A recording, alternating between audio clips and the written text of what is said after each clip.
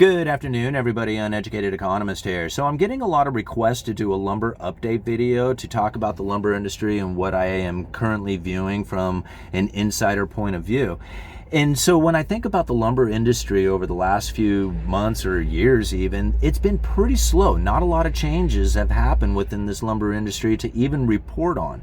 So to understand the current situation we are in, I think is going to give you a much better understanding of whether or not you need to pull the trigger sooner or later on those projects, or just to have a better understanding of the economy in general. So to know that the lumber industry and the supply and demand issues that had occurred during COVID that drove the price up to those all-time highs has essentially evaporated.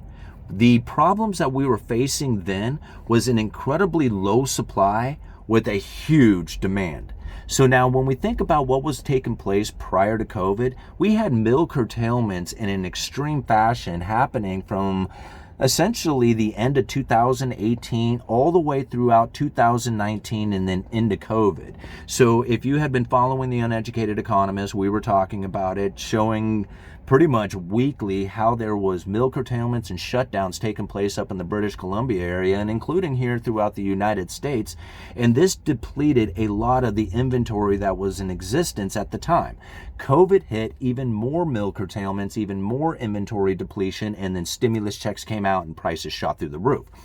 So now people are very, very sensitive when it comes to the whole lumber industry, thinking that lumber prices are going to shoot up again to those all-time highs. Now, to understand that that was a very unique situation that is probably not going to occur in that same fashion, but then to recognize what it was that was occurring that created that situation. Low inventory, like mill curtailments, shutdowns, high demand. Well, right now we have come off quite a bit of mill curtailment and inventory depletion. I mean, I know I work this industry. When I call up and looking for lumber prices or looking for availability, if there is gaps in the inventory, like I call up my suppliers and they're like, hey, we don't have 2x8/16s available right now. It's going to take a few days to get them in. That's a gap in production. That's a gap in inventory. And yet, even with this gap in inventory, you see the prices are still down.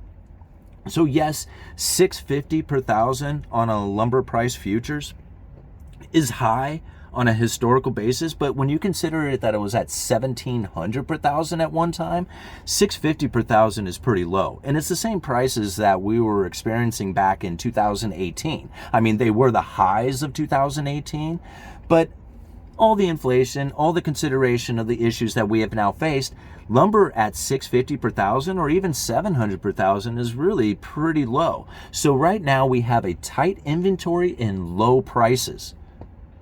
This is set up, right? Now it's not set up on purpose. I'm just saying it's set up. It's set up for an incredible run. You think about any kind of spark to home builder demand starts moving into that demand of lumber, you're not going to find a whole lot of inventory out there, and filling the inventory with the ramping up of production takes time. So this time gap from the time that the demand ramps up to the time that they're able to fill in that production, it can be, who knows, anywhere from weeks to months to even years, depending on how much that demand ramps up. Knowing that the demand is low, knowing that the inventory is low, knowing that the prices are low, think about the situation that could come if we have a lowering of interest rates or just an easing in financial conditions. Now, I know most people will look at these things as one and the two, or two of the same things. A dropping in interest rates is an easing of financial conditions. But what I have been trying to share with a lot of people out there, try to share with my videos and share through information that I have gathered through the Federal Reserve itself, is that if you push an elevated inflation expectation, and that expectation of inflation rises, it will pull the neutral interest rate ever higher. That neutral interest rate is the rate that is neither accommodating nor restricting the economy. This neutral interest rate is not observed in real time. It is a real thing, but not observed in real time. So to understand that you can view this over time. Like you can look back in history and say, yes, this is where the neutral interest rate was. But to know and to consider it for yourself that the neutral interest rate will rise on an elevated inflation expectation, moving it ever closer to the Fed funds rate. We could find the financial conditions becoming less restricted. If this gets noticed and actually starts to move into the economy, we could start finding the buyers coming back to the real estate market, coming back into buying homes. If they come back into buying homes, that's going to spark the home builder demand. If the home builder demand starts to ramp up, you see permit issuance and new housing starts to take off, then you're going to find that the lumber prices are going to absolutely skyrocket because there's not enough inventory. Okay? And again, this is all relative to what if interest rates come down or financial conditions are eased, one way or the other, however that happens.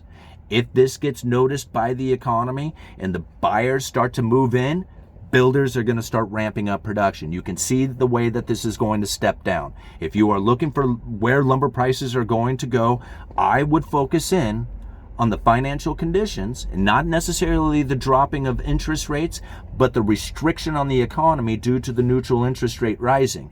If the financial conditions become easier on the economy, the buyer may be stepping back into the game. The buyer steps back into the game, builders will step up, builders step up, lumber demand starts to increase, prices will follow right behind that. Uneducated economist, you guys let me know.